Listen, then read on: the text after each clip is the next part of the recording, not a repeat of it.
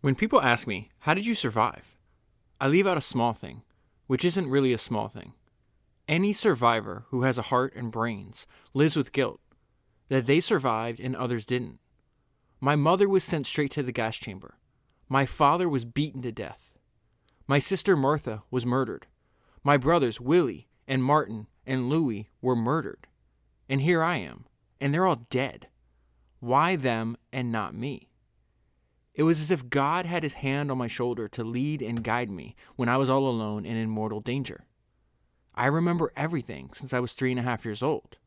I can tell you the color of the stripes on my mother's sweater from when I was a little boy. It's good and bad, such a memory, because everything stays with you and you can't shut it off. I remember where we went fishing as boys, but I also remember what the barracks looked like in Auschwitz, and the capo with a stick in his hand, and everything he did. And that memory is very, very bad. It never goes away. He reached down and rolled up the leg of his pants. Look, see? Since the day of my liberation, I wear 2 pairs of socks. For the past 50 years, I've never left the house without 2 pairs of socks. That and a safety pin. 2 pairs of socks because in the camps, a pair of socks could make the difference between living and dying. The deficiency of the body, the dirt, the filth, from a splinter, you would develop rotting flesh. 1 splinter from a wooden shoe, and you would die. And why a safety pin? A little pin could save your life in the camps if you need to hold up a piece of cloth as a bandage around your leg or keep your pants up. How did I remain alive for almost 2 years in Auschwitz? It wasn't by education. I didn't have any. It was the hand of the Almighty. I'm going to tell you something that I don't think I've ever said. As terrible as it sounds, I don't think I could live without the nightmares. It gives me a very ultra-realistic difference between life and death. It shows me what life is now, and I would never give that up. Never, never, never.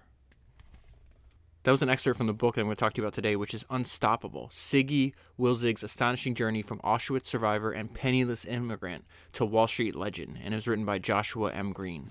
This story is unbelievable. Wait till you learn what Siggi had to go through and endure, and then what he was able to accomplish after the fact. I'm going to jump right into the book. The book starts when he's 21 years old. The year is 1947. He's arriving for the first time in America, and he's about to be reunited with one of his sisters. And so they're pulling into a port in New York City. It says, 21-year-old Siggi had been nauseous, vomiting, and losing weight for most of the 2-week ocean journey. Hearing the cheers, he climbed weakly to the top deck and took a deep breath.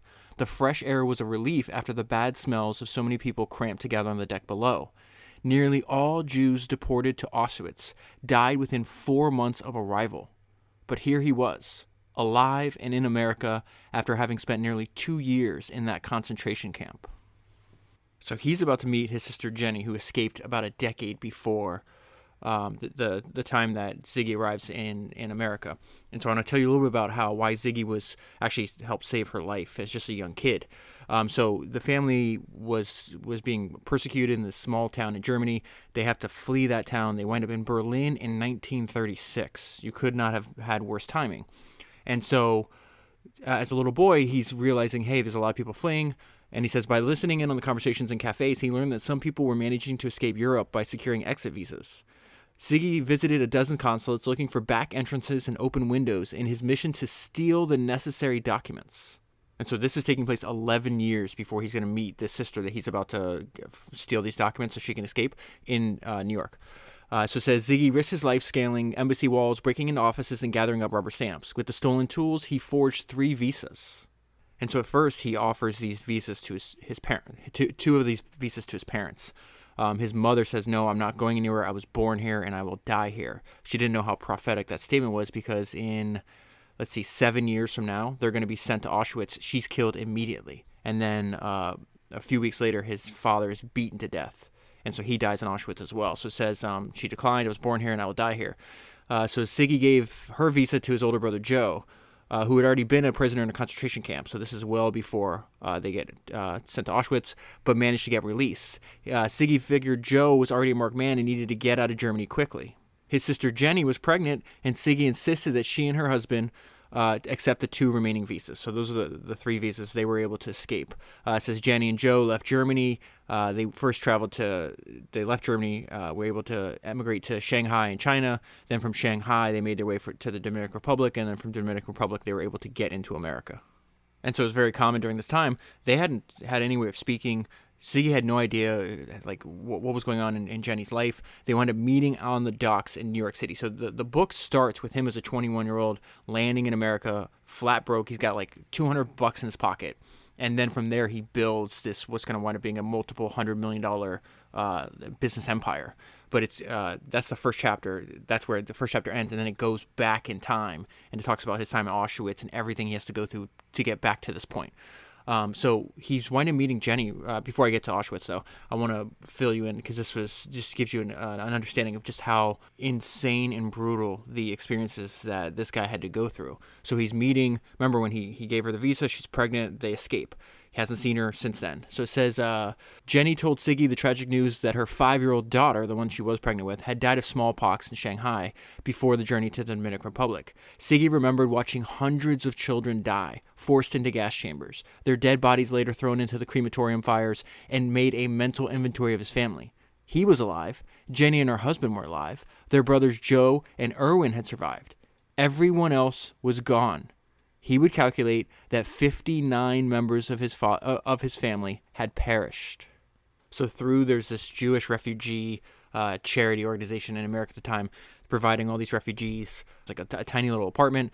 And so it says the arrivals were escorted into their rooms, Siggi being one of these people. For many, it was the first time in years that they held a key to their own quarters.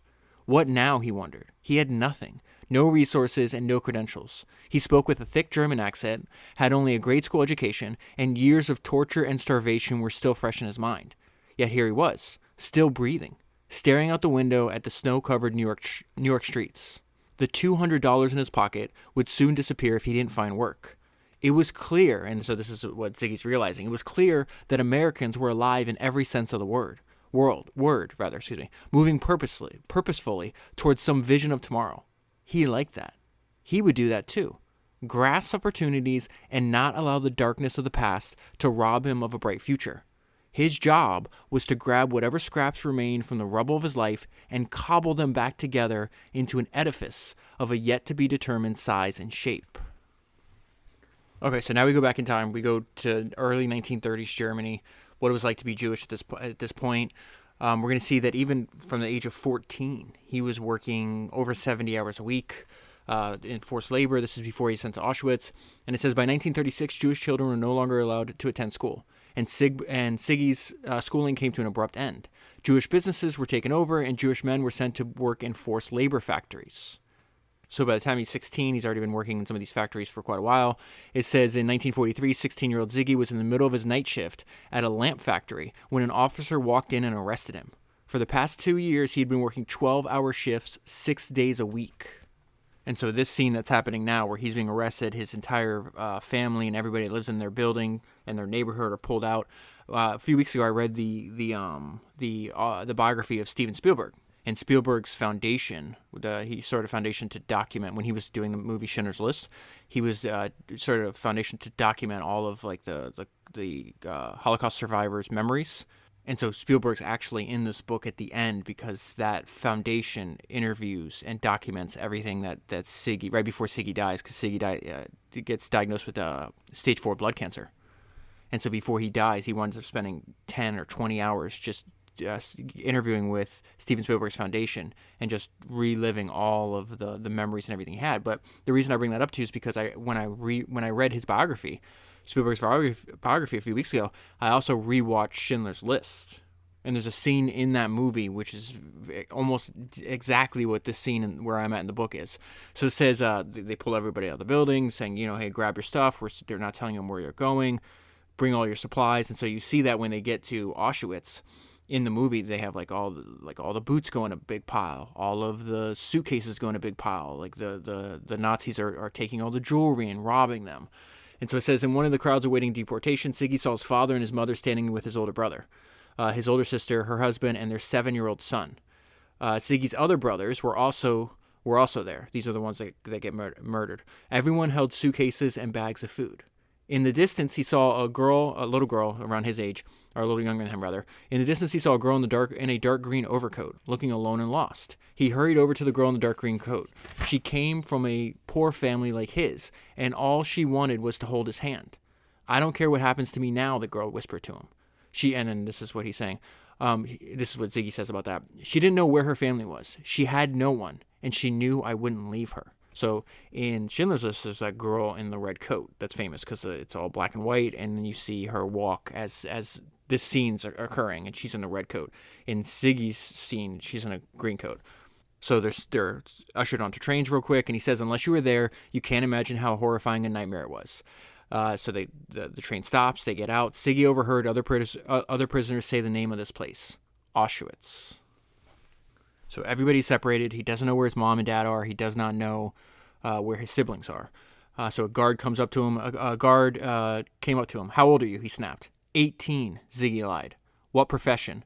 Master toolmaker. He lied again. The guard pushed Siggi onto a line of prisoners on the left, then pushed the girl in the green coat to a line on the right. Siggi did not know that the line on the right was for prisoners selected to be killed, and that almost all children under 18 who were sent to the right, along with the younger children, the elderly, and the sick. Nor did he know that anyone without useful skills was also sent to the right to be killed. This is so, there's going to be a couple paragraphs like this one in the book where he's talking, like I just said at the opening, like the survivor's guilt. Like 59 members of my family perished. Why was I not one of them? And so he says, where did the impulse come from to lie, claiming that he was 18 and a master toolmaker? True, he did have some toolmaking training in trade school, but he never completed his schooling and never worked a day in his life as a toolmaker. The mystery of that impulse, which surely saved him from the gas chamber, would plague him for the rest of his life. And then there's just so many paragraphs like this one. I mean, it's just like very similar to, again, the parallel, because it's fresh in my mind just rewatching it, is Schindler's List. It says, Siggi again scanned the line to the right and caught a glimpse of the girl in the dark green overcoat. As if seeing her for the first time, he thought, she looks so young, so innocent. He watched snow fall on the loading platform as guards marched her off with the others. A moment later, she was gone. And then we have this testimony he's giving later in life, where he says, as a Jew growing up in Germany in those years, Siggi said, you expected to be beaten and mistreated. But a gas chamber? A crematorium? Now that you didn't expect.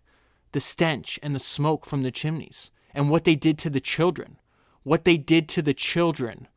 I can still hear the screaming of children who were ripped away from their parents. The memories don't stop. To this day, I argue with the Almighty that if cries of children, he's saying this 50 years after it happened.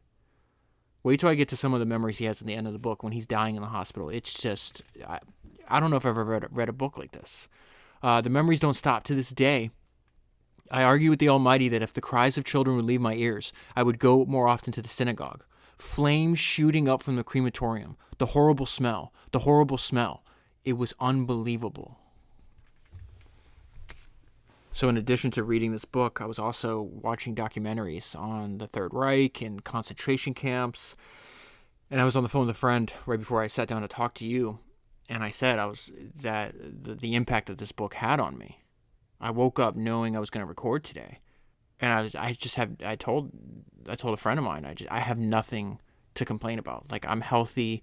I have a roof over my head. I have air conditioning, heating, cooling. I have an espresso machine that makes espresso anytime I want it. I have a a refrigerator full of food. I have clothing. Like, you just read, you expose yourself to these stories, and you just it helps put things into perspective of how good you have it and how bad and drastic and tragic life can get at certain points of history in certain places on the planet. It's unbelievable. So I want to go into like his mindset. There's a line in a song that I love, and I took a screenshot of the lyric page and keep it on my phone. It says, the point I'm making is the mind is a powerful place, and what you feed it can affect you in a powerful way. And so something that saves Siggi is the fact that like he's engaged in psychological warfare, and he compares and contrasts like his mindset. Like he's like, I can't allow myself to think that I won't survive. I won't give up no matter how bad I want to. I'm going to survive. I'm going to get out of this place. And so part of that is the fact that Siggi, even from a young age, he has an extreme amount of self-confidence, and this helps him a lot in his business life later on, where he takes over an oil company, knew nothing about oil companies, takes over a bank, knew nothing about bank. He just assumed, hey, I can learn, I can figure these things out. And so what he realizes is like, hey, I'm smarter than these guards, and so the only asset I have, they have guns and they have clubs, and they can beat me and they can throw me in a gas chamber. Like, I've got to use my mind. And so he says, the guards were sadists, and they looked for any reason to kill. The Nazis opened the prisons of Germany and brought hardened criminals into the camps and made them masters over kids like me. Remember, he's 16 at this time. He says, because I could outwit the guards, I always felt superior to them. Think about how crazy what an extreme mindset you have to have. They've taken everything from you. They've separated you from your family. I don't know at this point. He doesn't know his mom's dead because his mom gets killed the first day. He's going to find that out after. But they've taken your family, taken all your possessions, they've shaved your head, they take away your clothes, they make you forced labor, and you're like, I'm superior to you. So he says, I always felt superior to them. I hated them. I hated their brutality, their inhuman behavior. I felt stronger, more intelligent, and I had confidence in myself from childhood. So even though they had guns and did all the killing, I felt superior. This is what I mean about the mind is a powerful place, and what you feed it can affect you in a powerful way. It was obviously a touch of arrogance, and some of it was justified and some of it not justified. But even in the totally hopeless condition, I looked down on all of them. And then there's some just background that the author gives us. Between 1.1 and 1.3 million people were murdered in Auschwitz. So he's constantly going up to the guard saying, hey, I have this skill. He lies about his age, says, oh yeah, you need somebody to make tools? I can make tools. You need anything that they said they needed? He'd say, yep, I know how to do that. So they need help in a hospital. I mean, that's like and he makes the point, it's not a hospital you think. Like, they're barely keeping people alive. So he lies his way into a job at a hospital by saying that he has experience as a nurse. The reason he does that is because it's in the middle of winter. This job's inside, and so it saves him from laboring in the snow and a lot of people freezing to death and dying. And it's because of this he's going to be reunited temporarily, and he's actually going to see his father die. So it says, the first day in the hospital, the capos made me load Jewish patients onto a truck. I still have a picture in my mind of Jewish patients cursing me for not lying to the guards, for not telling them that this one is healthy and that one is healthy. The prisoners thought that a male nurse like me had power to save them. I had no such power. I just loaded them onto a truck. I knew where they were going, but I couldn't bear the idea that I was sending them to their death. So I told myself the truck was taking them to recover at some other hospital or maybe some other camp. 3 hours later, the truck came back with their clothing. They were all dead. And then this is just, I hate to use that word again, but this is just unbelievable what I'm about to read to you. One day, a doctor took Siggi to an area of the infirmary where he saw patients on the verge of death. Siggi looked around, and there on one of the lower bunks was his father. He was badly beaten to a point that he wept, and then it says Siggi wept as he recalled this moment, and then continued. I knew that he wouldn't make it. My father's last words were, son, who's going to take care of you? Don't worry, I have friends, Siggi reassured him. The desk sergeant came the next day with prisoners carrying a big vat of potatoes. Imagine that. You're starving to death, and here you see potatoes like your grandmother used to make. You would give your right arm for it. The guards stood there and ordered me to feed it to the prisoners, and we gave these dying people 10 to 15 large spoons of these raw potatoes. Siggi walked around the room, ladling out portions to the sick prisoners, including his father. One older prisoner shoved the ladle away. That older prisoner said to me, "What are you, an idiot?" "I'm not an idiot," I told him. And he says to me, Yes, you are. You don't know what's what. Come back tomorrow and you'll see." And the next morning, 80% of them were dead, with their stomachs bloated. They had been bleeding all night from it. And there was my father, dead. The potatoes were poisoned. Poisoned potatoes. I think I helped kill my father. Siggi covered his father with a blanket and walked away before prisoners arrived to cart the bodies to the crematorium. I wanted to remember him the way he looked in life, not the way he looked in a pile of corpses.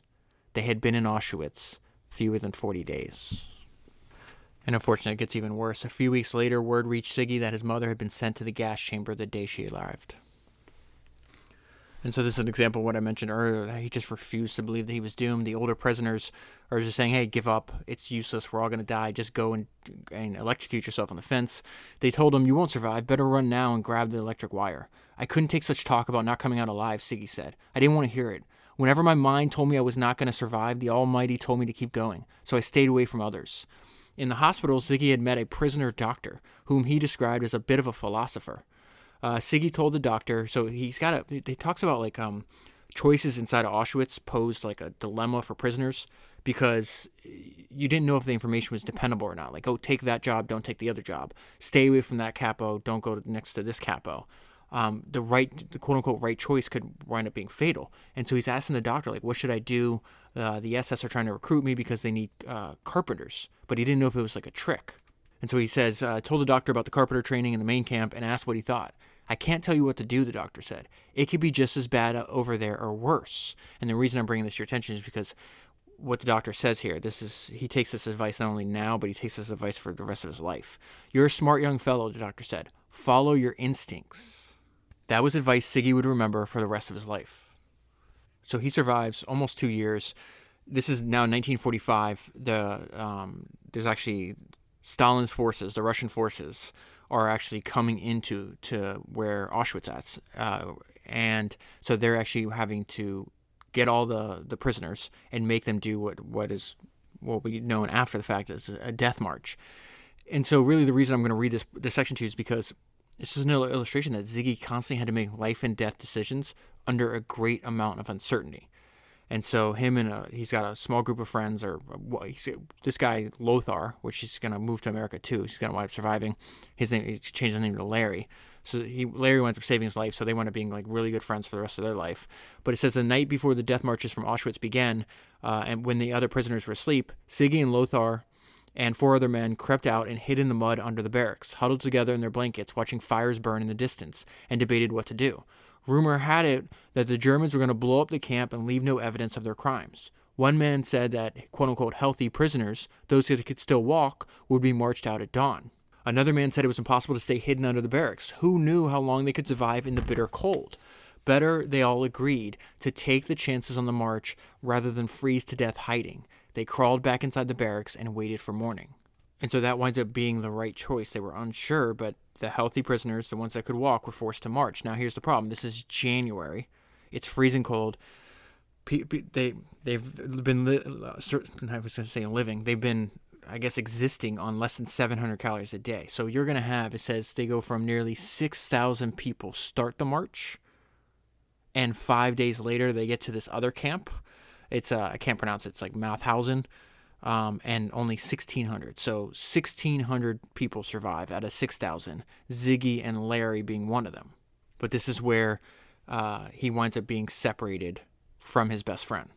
Now remember this part in a few minutes because it's unbelievable what happens to Larry. And so I'll get there in a minute. So it says, Siggi, Larry, and some other survivors of the death march collapsed on the barrack floor.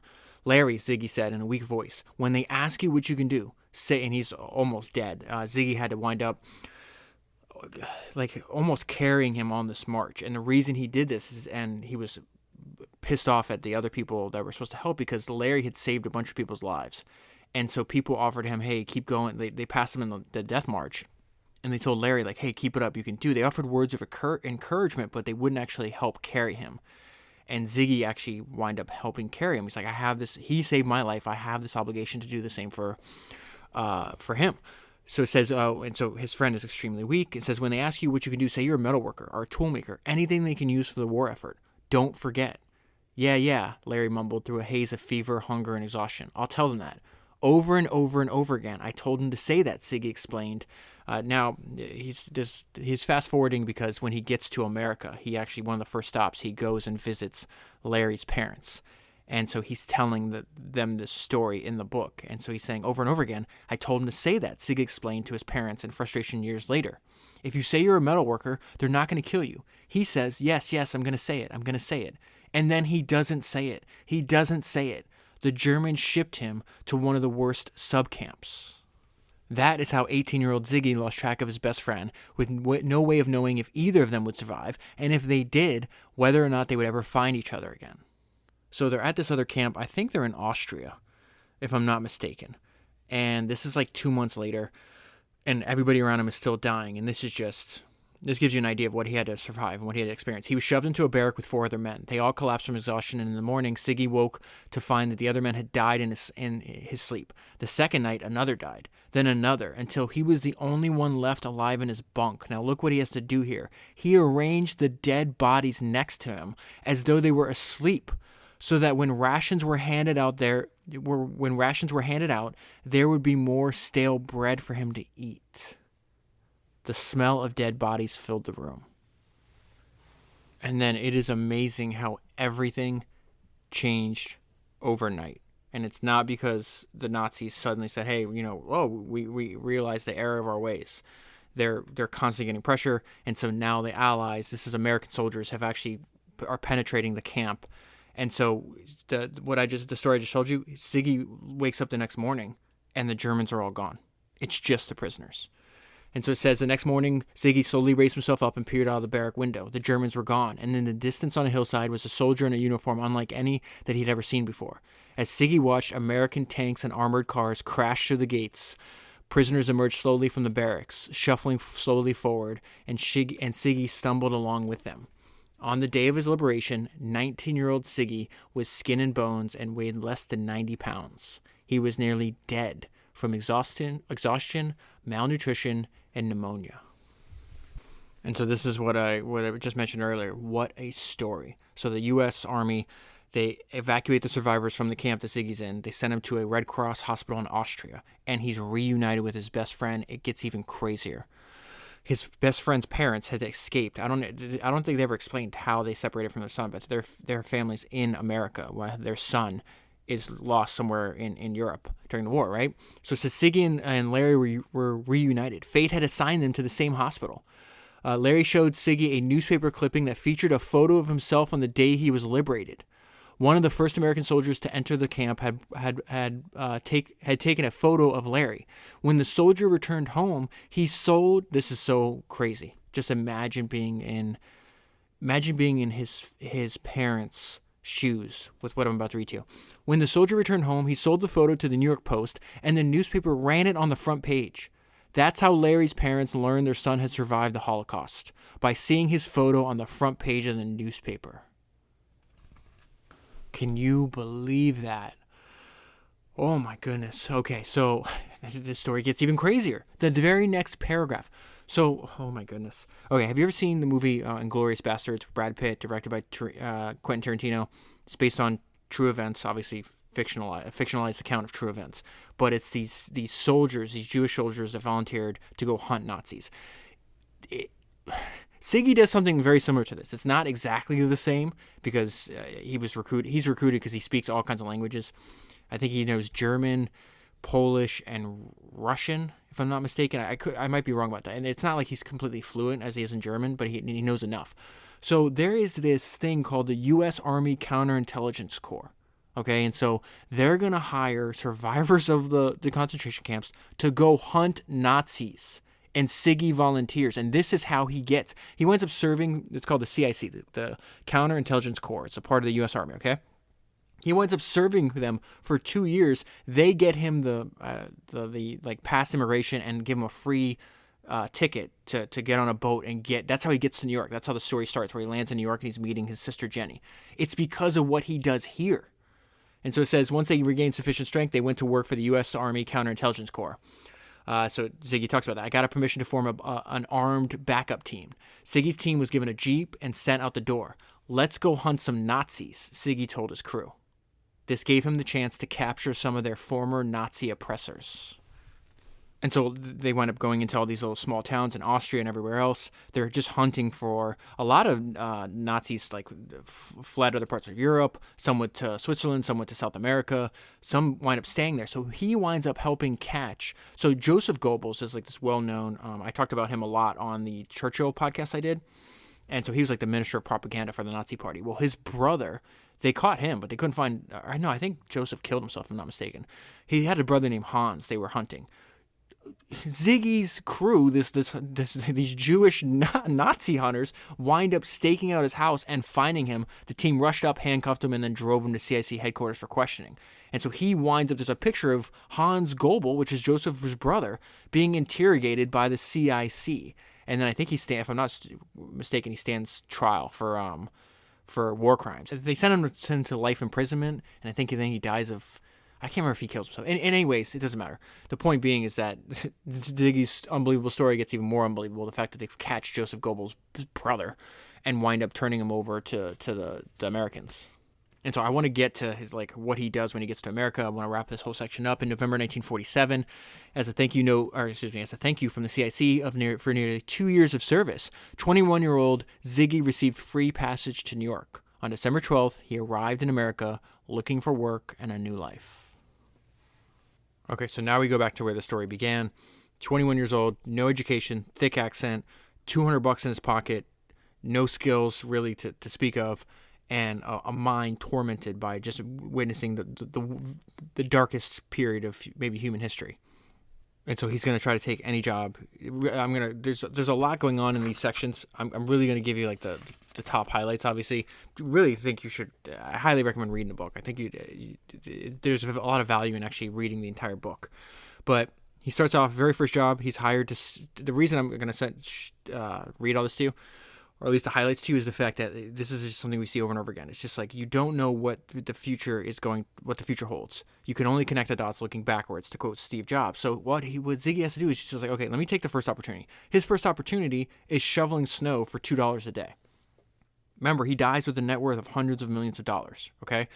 But he shovels snow. Okay, now I'm making $2 a day. That's $14 a week. How can I do a little better than that? So then he takes that first opportunity, saves a little bit of money, gets a second job. His second job, now he's working, remember, this point in American history, it's a huge industrial base. There's just sweatshops all over Manhattan making all kinds of different products. And so Ziggy's just going to take jobs in places, that they wind up being very bad for your health. But he's doing whatever he can to try to make money, just get to that next step, that next opportunity. So it says his second job was working at a sweatshop in downtown Manhattan that manufactured leather goods. So now he goes from making $14 a week to now he's making $28.50 a week. His sister's working for a bow tie manufacturer at a bow tie factory. He's like, hey, can you give me a job there? Hoping to earn a better living, he convinced her to introduce him to her boss at the bow tie factory. How much are you earning? Mrs. Friedman asked. $36 a week, Siggi answered, a 20% exaggeration, and I won't work less than that. So she goes, okay, I'll pay you $36 a week. So he goes from $14 a week to $28.50 a week. Now he's making $36 a week. And now he's working in a bow tie sweatshop. So then his brother is actually working for a company that manufactures neckties. And so he gets a job there. He's like, okay, I can make more money if I sell. Instead of working in a sweatshop, I'll become a salesman. And that's really the way to think of Ziggy. Is his greatest skill in life is the fact that he was a master salesman. He was a very gifted speaker. We'll go into more details like how he applies that to actually take over oil and banking companies. So he says, okay, I'm going to work as a necktie salesman. Why? Because every sale earns him a commission. His friend that saved his life in the concentration camp and the one that then Ziggy saves his life on that death march, Larry, is also there. So he convinces the necktie company to hire Larry as well. They work there for a little bit. Then they hear about this other company called National Pictures. So everything I'm telling you is taking place over there's a lot more detail. I'm just trying to get to the point where he actually starts, because the subtitle of the book is he became a Wall Street legend. So I got to get to the point where he starts studying the stock market, and that's how he's going to overtake these companies. So then they find National Pictures. They sell door-to-door stuff. So he starts selling stuff door-to-door. Sells stuff like blankets. They have these lights that you sit on top of your TV, just little trinkets that, random things that people might want. So he does that for a while. He saves up money. Then he's going to start his own company. And this is where he actually winds up meeting his wife.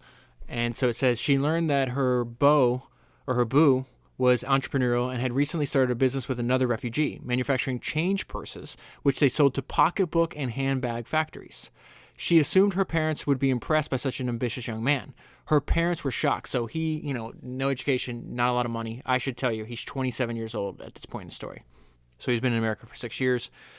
His wife comes from a extremely wealthy, upper class Jewish family. And so I wrote the note of myself on this page is he can't catch a break, and we're going to see why. She assumed her parents would be impressed by such an ambitious young man. Her parents were shocked. They thought of their daughter dating a refugee, a man with no money or education, was intolerable. So they wound up having to elope. Her parents don't know that. 3 weeks later, Siggi showed up at their house to attend the Sweet 16 party of Naomi, that's his wife's, younger sister. He rang the bell. When Naomi's mother opened the door and saw him, this is what I mean about he can't catch a break. She lunged at him. She lunged at Siggi and smacked him in the face. "Get out," she yelled. "You're not welcome here." One of her guests, Rabbi Greene, grabbed her arm. "What are you doing?" he said. "This man is a Holocaust survivor. You should welcome him." "I don't care," Naomi's mother screamed. "Get him out of my house."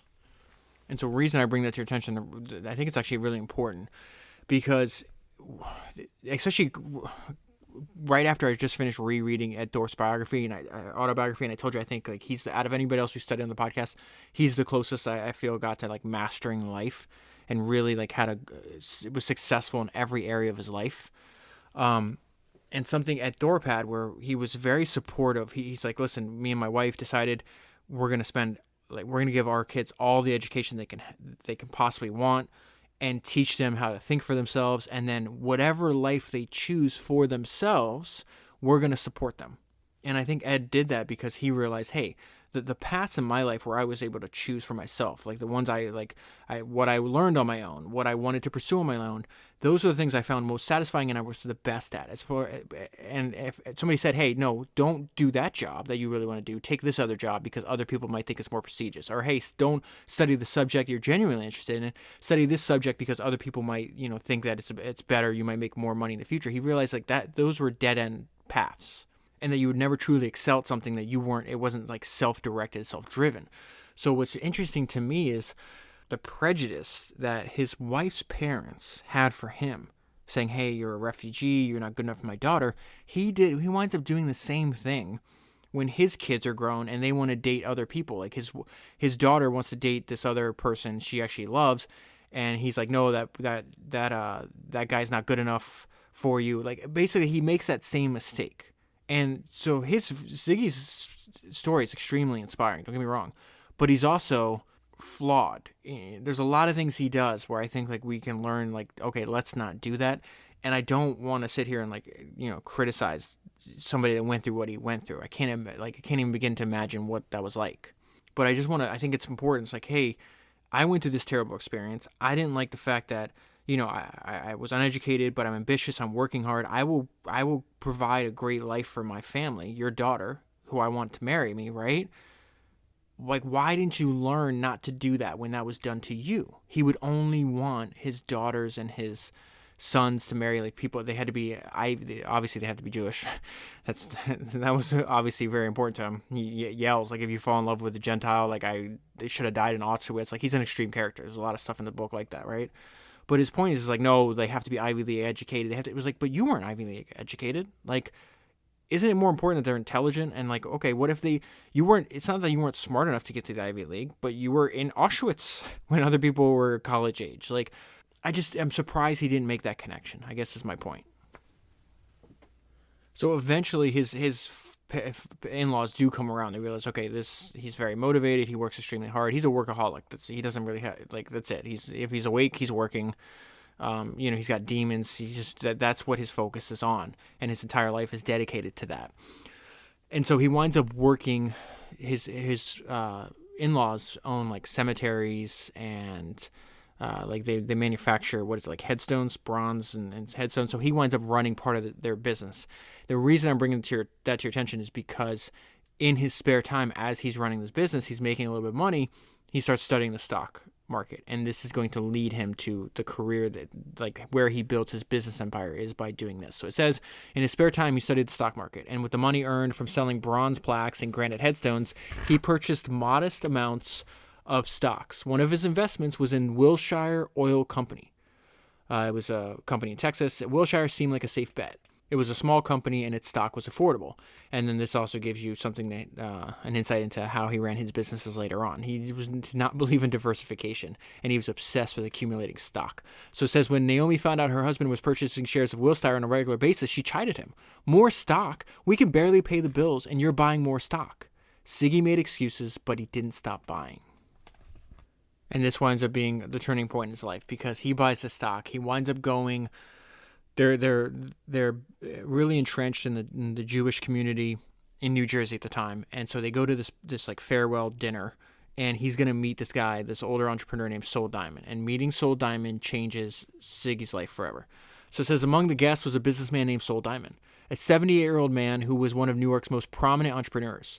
Diamond had been a member of the New York Stock Exchange, and after retiring, he parlayed his familiarity with the market to become a major shareholder in mining companies and other businesses. He was discreet about his business success. He refrained from bragging, dressed without ostentation, and drove a 20-year-old Cadillac. It still runs. Why would I change it? His associates described him as a low-key multimillionaire who didn't try to get on TV or radio or in the papers. He just accumulated stocks.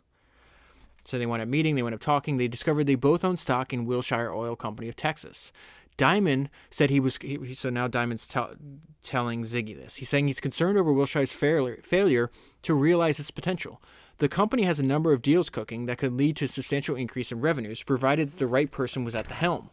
The company needed fresh energy and a charismatic leader. He could lead the takeover himself, Diamond said, but he was approaching 80. Might Siggi consider leading the charge? And so Diamond puts this idea in Siggi's mind. Siggi's, 40 years younger than Diamond. He's like, why don't we accumulate stock and then let's do a takeover and then let's be more aggressive in pursuing the opportunities that the current ownership is letting lag. That is essentially the idea that Diamond gives to Siggi that Siggi runs with. And so this is going to be the beginning of them plotting to take over this oil company. Siggi was excited by the offer. His options in business so far had only been sales, which limited his income. Heading up an oil company would put him in the big leagues where serious money could be made. He knew nothing, and this is the story of his life, he knew nothing about natural resources, business finance, or how to take over a company. But he had no hesitation accepting Soul Diamond's offer. In Siggi, remember, he's like, oh, I'm a master toolmaker. I'm a nurse. I'm the same thing. He's just like, well, I'll just figure it out. I'm going to, it doesn't matter. I don't know how to do it now. I can learn how to do it. In Siggi, Diamond saw a real go-getter who would hike to the ends of the earth if need be. Soul Diamond said he would back Siggi financially if Siggi would take up the task of overturning the man who was then president of Wilshire.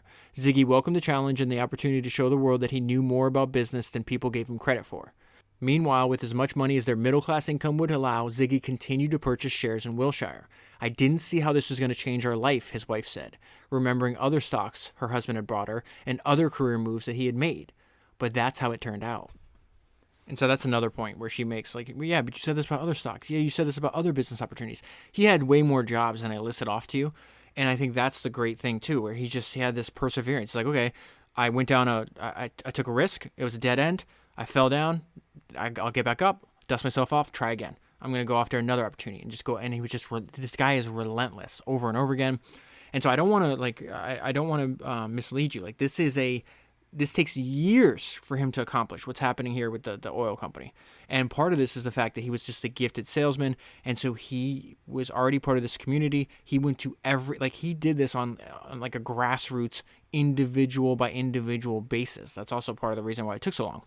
To take control of Wilshire Oil Company, Siggi needed to purchase large amounts of company stock. For years, he aggressively solicited family, friends, and acquaintances, enrolling everyone he could to purchase shares of Wilshire and join his investor group. And so this is what I was referencing earlier, how he's just a master salesperson. Siggi laid out his proposal. If they joined him in purchasing Wilshire stock, eventually they could take control of the company, run it right, and generate substantial earnings for shareholders. The way Siggi explained it, the plan made perfect sense. That was his gift, an ability to convince anyone of anything. People were mesmerized by him.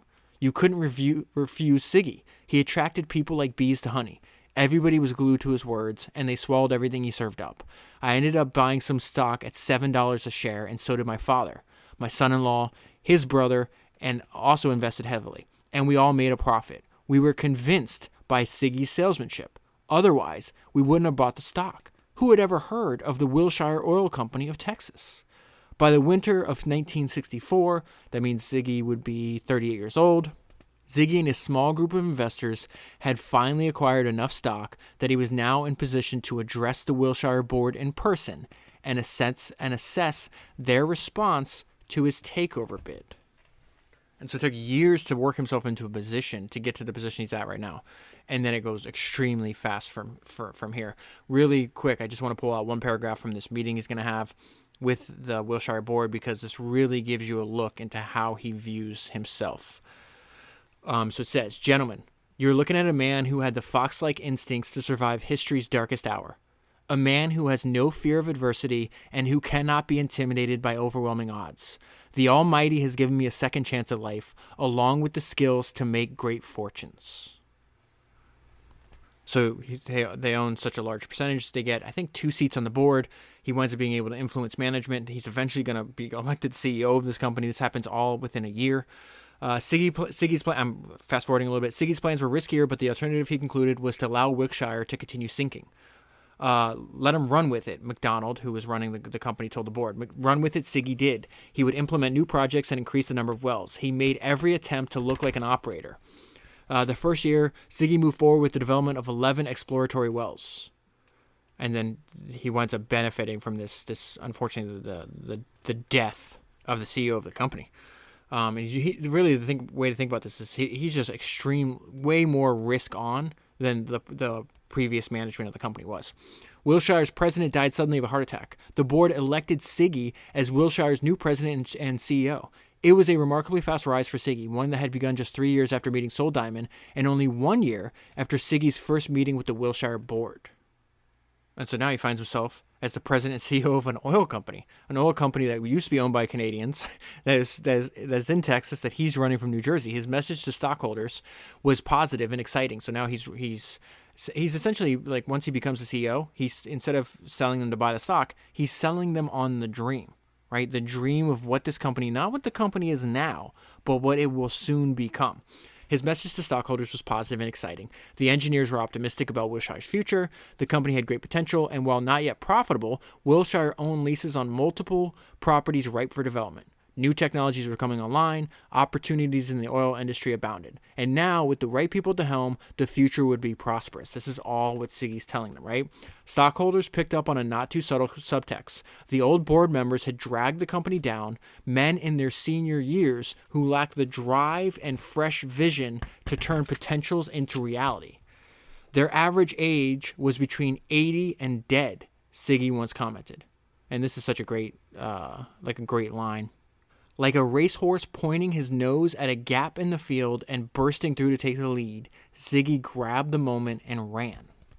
So this is another example of what I meant. Like, okay, I'm going to grab the first opportunity that's shoveling snow. Then I'm going to make bow ties. Then I'm going to sell. Then I'm going to be a door-to-door salesman. I'm just going to do every single thing. I'm going to get to the next opportunity. Once I get to that opportunity, I'm going to look around. Where's the next place of advancement? So they're doing well. They're starting to some of these wells are working out. But he's like, this is taking too slow. He's like, we need cash. We need a lot more cash, because the more cash we can get, the more wells we can drill. The more wells we can drill, the more money we're going to make. And so this is where he gets the idea. He's like, we need to buy a bank. Like, the audacity of this guy is just amazing. In Siggi's mind, it was not enough. Although these gains are very gratifying. I'm fast forwarding, 4 years in the story. Your management is not satisfied, since the growth potential of the company has not yet been realized. Siggi's energy and ambition knew no bounds. If Wilshire was going to keep growing, the company would need a steady stream of cash. Why not buy a bank? Banks have lots of cash. And so this idea of getting a bank, he's going to wind up taking over this small, at the time, a small bank. I think they have like $100 million of assets. By the time he dies, right before he dies, he runs the bank up until he dies, they're going to have like $4 billion of assets. So it's called the Trust Company of New Jersey. And then it's referred in the book as by its initials, TCNJ. There is a lot of detail in the book, but really this one page that I'm on is going to tell you, this like half page right here, is going to tell you why he wanted to own a bank. This is also going to get him in trouble later. I forgot to tell you, I've said his story is unbelievable. In addition to surviving Auschwitz and coming to the country with no money, dying hundreds of millions of dollars in net worth, taking over a publicly traded oil company, taking over a bank, he's also the first person in American history to wind up suing the Federal Reserve. So there's just insane, and the reason they wind up suing him is because what he's about to do here, or they try to get him to divest the oil company from the bank later on. But this is really why, like, the idea that builds the reason I want to bring this to your attention is because this is the idea that Siggi uses that builds his business empire. And so this is why he wants to own a bank. So he says, the more Siggi learned about the nation's complex tax codes, the more he saw one great benefit in Wilshire taking over the bank. If Wilshire acquired 80% or more of the bank's stock, they could file a consolidated tax return. At that point, the bank would have the right to upstream to Wilshire's tax monies, otherwise due to the government. So what does that mean? Instead of writing a check to the IRS for taxes owed on the bank's earnings, TCNJ could legitimately write a check for that amount to Wilshire. So Wilshire is the parent company. The oil company owns the bank, okay? This upstreaming of tax money was perfectly legal and would provide Wilshire with abundant cash to finance its growth. So that's why he's doing it. He wants the profits of the bank. He's going to drill more wells and develop the oil company's earnings, right? The bank would become what Siggi affectionately called his cash cow, supplying Wilshire with large, steady streams of development money for opening new wells. Okay, I just said that. The arrangement would be potentially a potential gold mine. To drill new wells and expand, other oil companies had to constantly raise money from outside investors in complex limited partnership agreements. The process was time-consuming and risky. By receiving funding from their own subsidiary, Wilshire could effectively avoid such risks, and this is also one of the main points. There was also a profit motive. No outside investors meant not having to share profits. So he does the exact same thing he did with the oil company. He starts accumulating, winds up getting 20%, then 25%, then just buying up. He does tender offers. I think this takes like 2.5 years, I want to say. And here's the punchline, and I just wrote, this guy's unstoppable. At age 44, Siggi was now the youngest chairman and CEO of any major bank in the state. Now, what's interesting to me is from the rest of the book, and I'm about halfway through the book at this point in the story. He's going to live another, let's say, 30 something, like maybe 30 years, something like that. Almost all of the book is about the bank. You very rarely hear about, he considered himself a banker. And because like he winds up growing this bank, it's in New Jersey, winds up growing it to be one of the biggest banks in the state of New Jersey. And so this is what the vast majority of the book is about from here on in. This is an example. And so he would do things. The reason I bring that to your attention is because he would do things. There's a great essay by Paul Graham that says, do things that don't scale. And it talks about like how when you're a small company, there's a counterintuitive ideas like you should do things that don't scale. And those, by doing things that don't scale, help you turn into a large company. And so obviously Siggi had never read that essay, but he understood that intuitively. And so his whole modus operandi is doing things that don't scale. Just like, hey, I took control of an oil company, and I did that by going door to door, every friend, every family member, every friend they had, any family member they had, and literally going one by one, maybe groups of a handful of people at a time, buy the stock, buy the stock, buy the stock. This is what he does, and he constantly recruits every single person. If you're in an elevator with Siggi, he's going to be like, where do you bank? And he's going to convert you into a customer. And then this guy's insane. There is some things that are like over the line, like the way he talks to people and yells at them is not the nicest person as you could imagine. You'll be sitting in his office. He'll ask you to see your wallet. You're like, why do you want to see your wallet? And then he'll go through your wallet. And if he notices other ATMs, cards for other banks, he'll cut up the ATM cards right in front of you.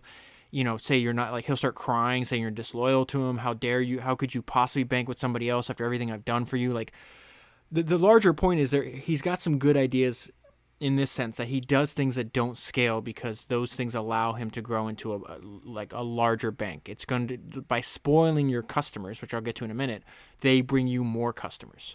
So this is just, I left for myself, it's like, we need more of this, what he's about to do here, which again, from a financial aspect, doesn't make sense.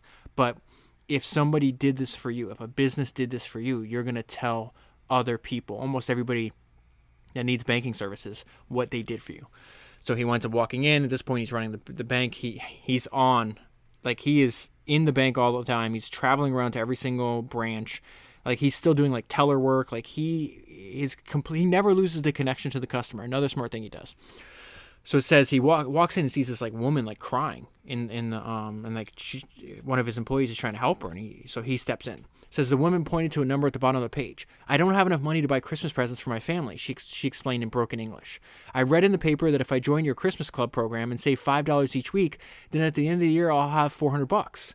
But they say I only have $260, and now I don't know what to do. She buried her head in her hands. The manager studied the woman's passbook. And this is what I mean, like the manager's acting logical, but that's not the right move in this situation. It's not like a pure financial transaction here, where most businesses think that way, right? The manager studied the woman's passbook. You had to start the contributions in January in order to make the $400, he said. You started in June. All your interest was credited. I'm sorry, but the number is accurate. Siggi stepped in and moved the manager aside firmly. There's so many stories like this in the book. Madam, how do you do? I'm Mr. Wilzig. I'm the bank president. Siggi took the passbook and pretended to study the numbers carefully before handing it back to her. It was our mistake, madam. We miscalculated the interest. The real number is $400. You can buy all your presents. Don't be upset. The woman embraced him. And so this is Siggi's point. TCNJ was not the only bank in town. Customers had options. It would not do to penalize someone because she had not understood the rules. Why give her a reason to switch to another bank? He wanted his customers to be happy. And so before I go back to doing more things that don't scale and just trying to really spoil your customers and how you keep doing that, your word of mouth is going to spread over a long period of time. Like this guy owned a bank for multiple decades. It took a long time to grow from 180 million to 4 billion, if I'm not mistaken. But I have to bring this point up because he's also just like this crazy entertainer. And he was very, it's interesting. He had almost like a dual personality in the sense like he wanted to be respected and admired by other people, but he also didn't care what other people thought. And so like he would just bust out into singing and like dancing in the middle of like public places.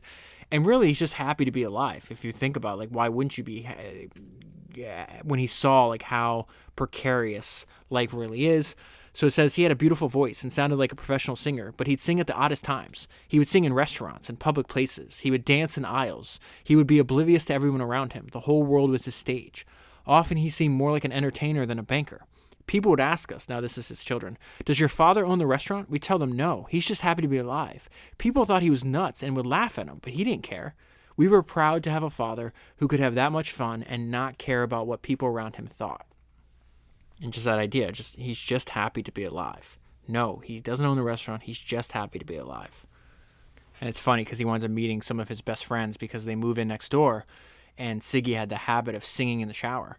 And one day, the guy that just moved in, like after several days of hearing this relentless singing, opened the window to the house. He's like, "Will you shut up?"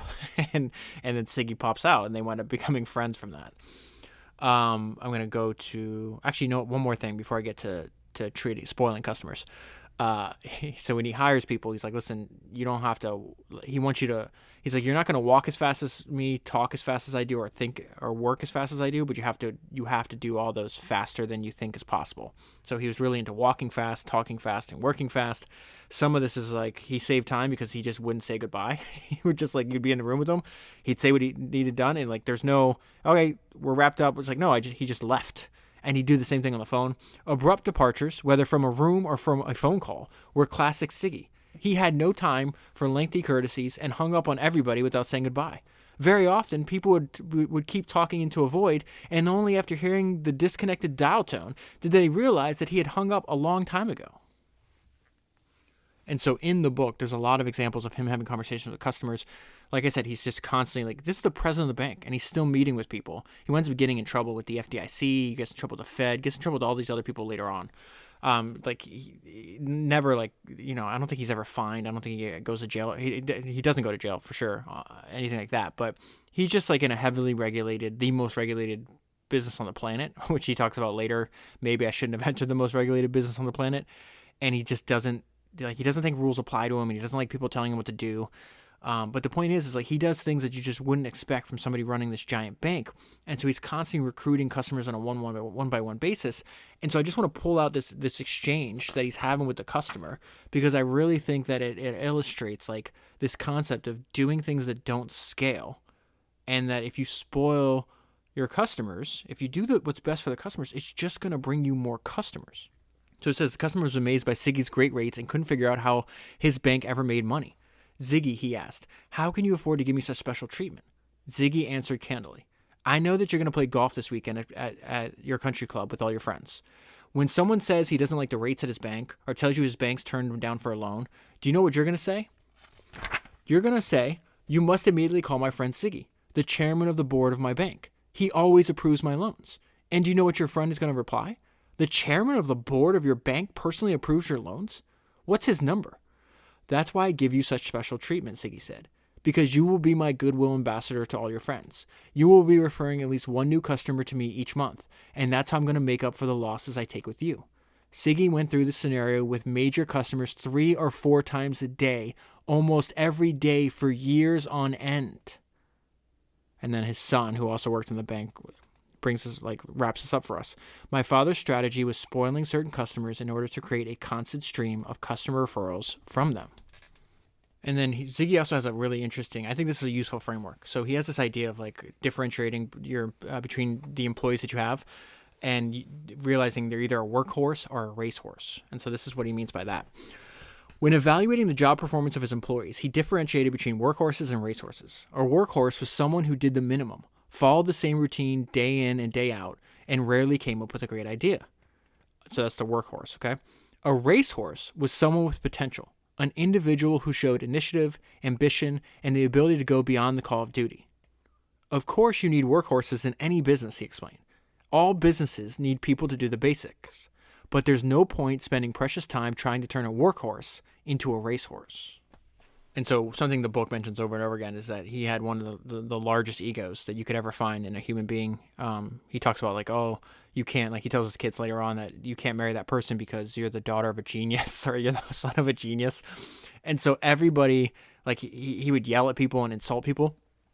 And he'd call his favorite insult was a schmuck. He's like, oh, this person's a schmuck, this person, that person's a schmuck, everything else. He was really relentless with the pressure he put on those around him. This is a very hard dude, as you could imagine, going everything he had experienced, right? And so he was relentless with the pressure he put around on people, on those around him, his family members, obviously, people he worked with, but he also could be pretty funny. So this is an example of that. Sometimes they're talking about his, kind of a little disrespectful to people at times, but he says sometimes his put-downs were amusing. I don't know how so-and-so could have made this ridiculous investment, he said. If he's such a great businessman, how could he let himself be suckered into buying something so worthless? Goes to show you, even smart chickens shit on their own feathers, he would conclude, quoting an old Yiddish saying. I had never heard of that, and that made me laugh. Even smart chickens shit on their own feathers. That sounds like something that Charlie Munger would say, so that's why I started laughing at him. Those who knew him best understood that the humor did little to erase the nightmares of his past. And so this is very interesting because right after it talks about, undoubtedly poor treatment of people around him, it talks about his complicated relationship with his religion and with God, and the fact that from there's no getting over what he went through. And so it tormented him until the day he died. And so he winds up having almost like he used his rabbi as like a therapist, okay? So it says, Rabbi Katz served as Siggi's therapist and confidant, the one person with whom Siggi could discuss his nightmares and flashbacks. So he would wake up in the middle of the night screaming, he'd have nightmares, he'd be drenched in sweat, I just can't even imagine. I know I'm repeating myself and that's not very descriptive, but I just have no words for this. So it says the rabbi and Siggi would speak for hours about the meaning of life, the role of evil, and whatever business issues were on his mind. Siggi and Rabbi Katz also shared an existential dilemma, namely how to reconcile a benevolent God with the murder of more than 1 million children in the Holocaust. How come you never go to the synagogue? Siggi's young son once asked. I have a mixed relationship with God, he replied. I go to synagogue on the Jewish holidays and give thanks to the Almighty. Without the will of the Almighty, there's no way a shorty like me would have survived the Holocaust. But I don't go to synagogue every week. I have a hard time being thankful for the murder of 1.5 million Jewish children, or the murder of my innocent 7-year-old nephew and 2-year-old niece. So what he's referencing there is that line when they separated him right when he got to Auschwitz. He's put in the left line. The girl in the green coat and some of his other family members are put in the right. In his right line was his sister, her husband, and their 7-year-old son and 2-year-old daughter. And they were killed that day. They were gassed and killed that day. So there's an entire chapter called Government Schmucks. And this is where he starts fighting. He's going to wind up suing the Federal Reserve. And this is like the downside. The good side of having a giant ego is the fact that, hey, I don't know. I'm not a toolmaker. I can figure out how to be a toolmaker. I'm not a nurse. I'll figure out how to be a nurse, right? And I'm doing that for literal life and death. Once I get to America, like I'm learning on the job. I don't know much about stocks. I can teach myself about stocks. I don't know how to run an oil company. I can teach myself. Like that's the good side of having this supreme self-confidence, this ego. I always think of, I look for any excuse to regurgitate this quote from Nolan Bushnell, the founder of Atari. I've told you, I don't know, probably a dozen times on past podcasts about this because I think he's dead on. And what Nolan realized is not only that, like he was one of the first, when Nolan was founding technology companies, it was very rare for the founder to actually run the technology company, right? At that time, they would start the company and then they would bring in older management. And so Nolan Bushnell was he laid the foundation for a lot of these technology company founders and CEOs to actually maintain control of their company, right? He was doing that in the 80s.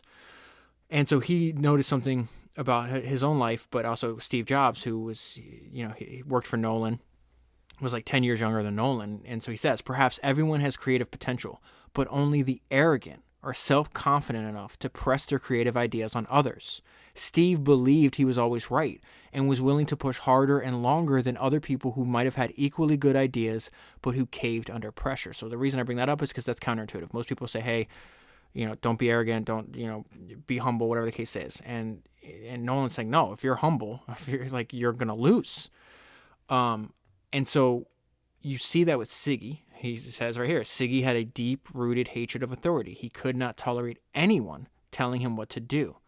The animosity was very deep-seated and very obvious. So that's beneficial when he's building his career. It also gets him into trouble with the Federal Reserve. He winds up having to sue them with the FDIC, with the SEC, with all these other regulators because he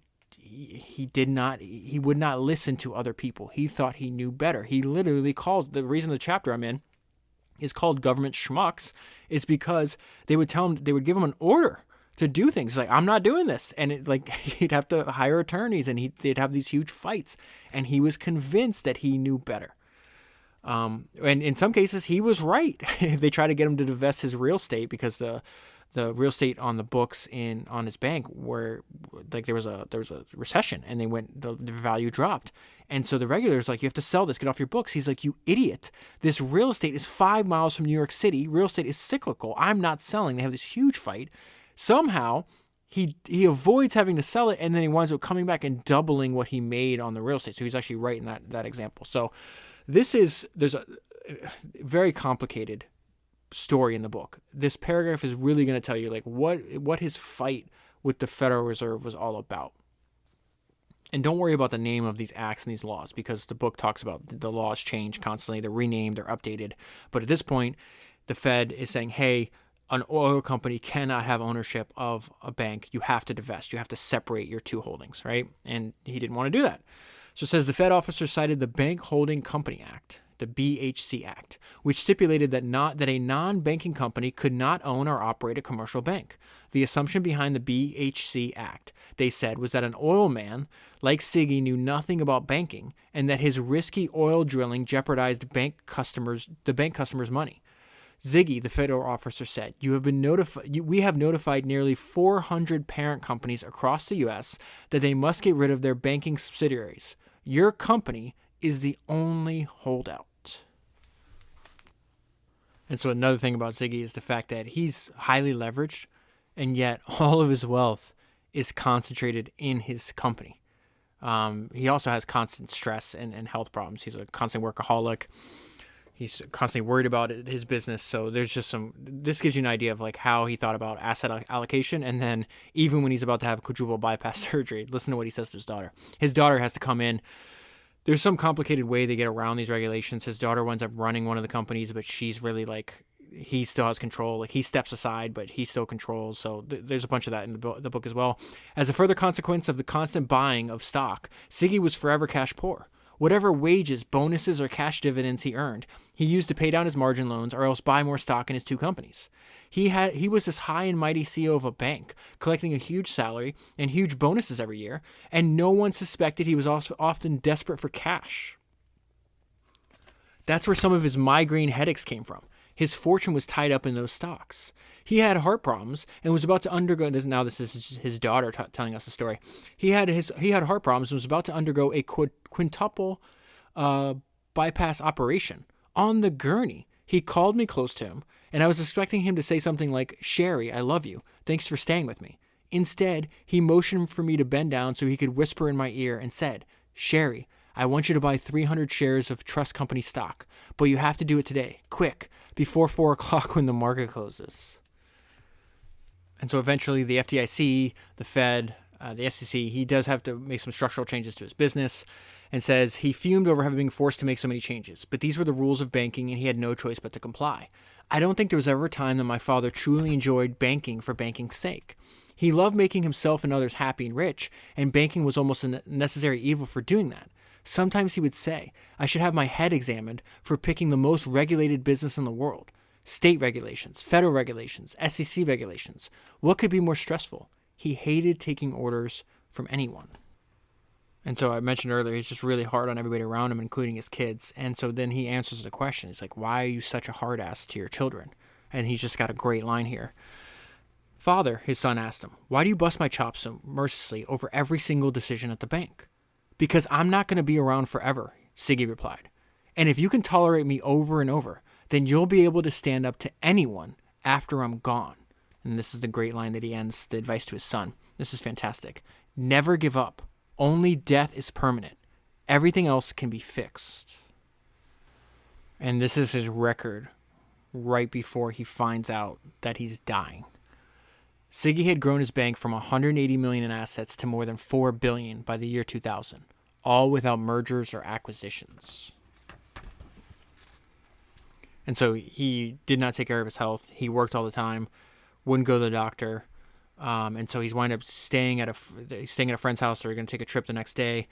And it says, these are the people that he had met when he was singing. It says, during the night, they heard Siggi throwing up. They ran upstairs and found the bathroom covered with blood, and Siggi sprawled on the floor. They put him in their car and raced him to the hospital, where x-rays and blood work revealed that he had stage 4 advanced multiple myeloma, which is an incurable blood cancer that had ravaged Siggi's body. And so he's very close to dying. He's in the hospital, and he has this saying that he said throughout his life that he's like, I'm still in Auschwitz. I'm still in Auschwitz. Like, basically saying, like, you can never outrun these memories. And so he's going to wind up, let me just read this to you, and you'll see, like, unfortunately, it winds up being literal. The doctor studied his declining numbers and recommended Decadrone, which attacked cancer with greater potency than any other steroid, although the drug could bring on serious side effects, amnesia, confusion, dizziness, nausea, insomnia, and hallucinations. And so Siggi's friend, the one that discovered him throwing up and took him to the hospital as a doctor, so Siggi's doctor friend, Jerry Quint, warned that resorting to Decadron carried risks. I get calls from the police, he told them. They find patients on Decadron walking down highways naked. It makes you insane. Siggi had no choice. He was deteriorating and gave doctors permission to begin the aggressive treatment. At times, under the drug's influence, Siggi imagined he was not in a New York City hospital, but in a concentration camp. He found a pencil and drew maps of the hallways, nursing stations, and laundry chutes. He memorized routes and noted obstacles between his hospital room and the outside world. Remember, it's not a hospital room to him. He's in a concentration camp. Then he showed the drawings to Sherry, his daughter, who was always by his side, and whispered that this is how he planned to escape. The memories of Auschwitz were so vivid that he sensed the SS were lurking in closets and peering around the edges of corridors. When doctors wanted to put him inside an MRI scanner, he refused, saying it looked like a crematorium. So he winds up getting released from the hospital. It's not doing really well. And he winds up being able to survive. He wanted to make it to his son's birthday. And so his son comes to visit Siggi at his apartment, his condo. And he says, when he arrived at his father's apartment, he found him sitting on the dining room table. Siggi pointed with glee at the cake and candles and colored sugar swirls and snow-white frosting. "Happy birthday," Siggi called out weakly, his thin arms raised in delight. The nurse lit the candles, and with whatever strength he could muster, Siggi sang in a slow, trembling voice. Happy birthday to you. Ivan, my dear, happy birthday to you. Gesturing as best as he could, he ended the song and pointed for his son to blow out the candles, which he did. Siggi was rushed to the hospital the next morning. He died that night. Less than a year after his death, his estate was worth hundreds of millions of dollars. Not bad, as Siggi once said, for a short, bow-legged Jew with flat feet who never graduated kindergarten and started with only $240 in his pocket. And that is where I'll leave it. There's so much more in the book. Highly recommend. It was a fascinating story, something that's very entertaining, and you learn at the same time. If you buy the book using the link that's in the show notes in your podcast player, you'll be supporting the podcast at the same time. If you want to buy a gift subscription for a friend or a coworker, or family member, I will leave a link in the show notes to do that as well. That is 223 books down, 1,000 to go, and I'll talk to you again soon.